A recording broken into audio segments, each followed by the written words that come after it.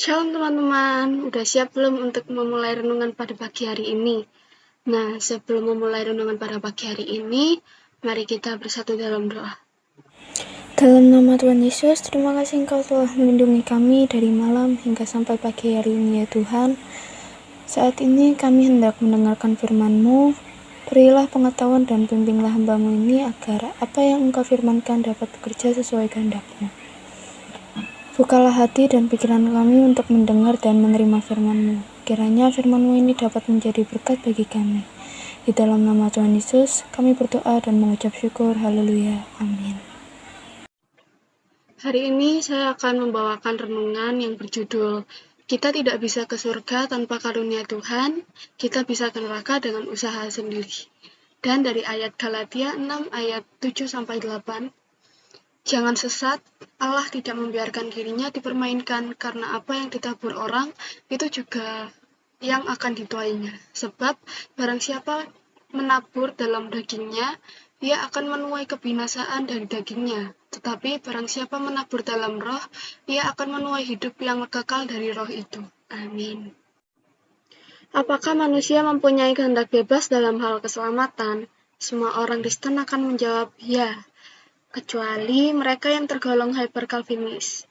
Walaupun demikian, pengertian tentang kehendak bebas mungkin berbeda-beda jika kita membandingkan apa yang diyakini setiap orang. Satu hal yang pasti dengan kehendak bebas adalah kenyataan bahwa manusia hanya bebas memilih.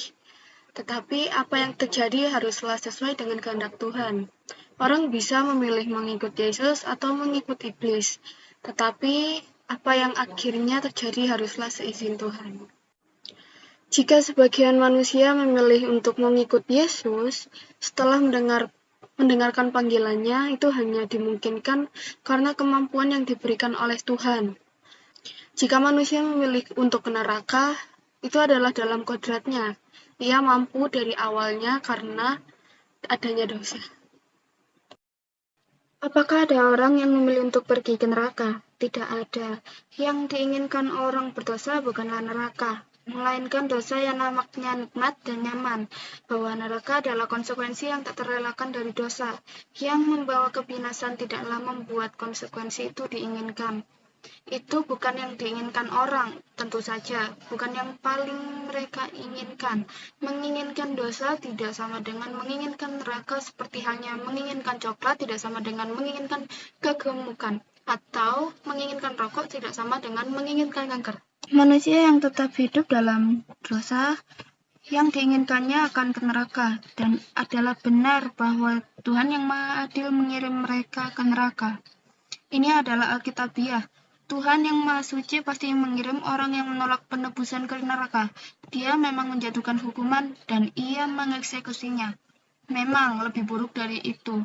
Tuhan tidak hanya mengirim, dia melempar. Dan setiap orang yang tidak ditemukan namanya tertulis di dalam kitab kehidupan itu, ia dilemparkan ke dalam lautan api itu. Wahyu 20 ayat 15.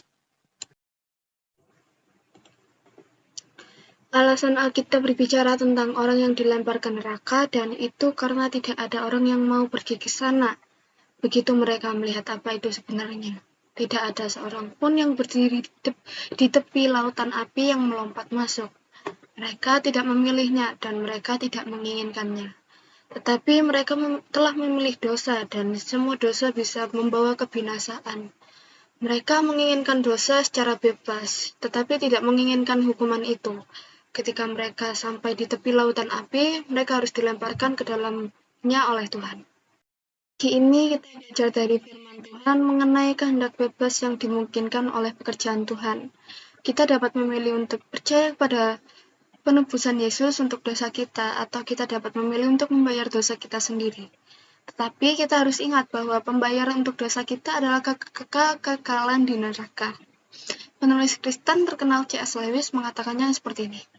Pada akhirnya hanya ada dua jenis manusia, mereka yang berkata kepada Tuhan, kehendak-Mu jadilah, dan mereka yang kepadanya Tuhan berkata, kehendak-Mu jadilah. Selama Anda hidup di dunia ini, pilihan ada di tangan Anda. Sekian firman Tuhan pada pagi hari ini, kita semua sama-sama diberkati. Sebelum mengakhiri firman pada pagi hari ini, mari kita bersatu dalam doa. Dalam nama Tuhan Yesus, kami mengucap syukur dan terima kasih padamu. Berkat pernyataanmu, pembacaan firman-Mu dapat berjalan dengan baik dan lancar. Semoga firman-Mu menjadi pedoman hidup dan kekuatan kami, baik rohani maupun jasmani. Terima kasih Tuhan Yesus. Dalam nama Tuhan Yesus, haleluya, amin.